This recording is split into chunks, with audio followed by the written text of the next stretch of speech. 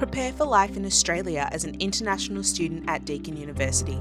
Soon you'll be flying to Australia. Here's some advice on packing, important documents, customs, and planning your first days. After you land, Immigration and Border Security will need to see these important documents. Make sure to keep them organised in your carry-on bag. It's a good idea to pack a set of copies in your checked bag and leave an additional set with a family member or friend back home. Baggage allowance for checked and carry-on luggage depends on which airline you fly with. Make sure to check what your maximum allowed capacity is before you start packing. You should pack your laptop, your mobile phone, and any other valuable devices in your carry-on luggage. We recommend you bring a small amount of cash, preferably in Australian dollars, with you in your carry-on luggage. You will receive an orange card from a flight attendant while you are on the plane before you land. This is your incoming passenger card. You must tick yes to declare if you are carrying any food, animal products, wooden items, or plant-based materials in your luggage.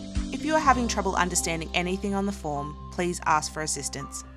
We suggest that you arrive at least 2 weeks before your course is about to start. We can pick you up from the airport for free and transport you to your accommodation. Make sure to book before you depart for Australia.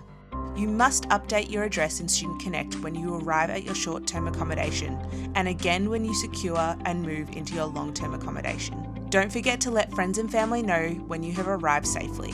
Now that you've arrived and settled in, consider these steps to help you get set up. You might want to organise an Australian bank account to manage your money, especially if you plan to work while studying. If you haven't secured long-term accommodation, now is the time to start searching for a private rental.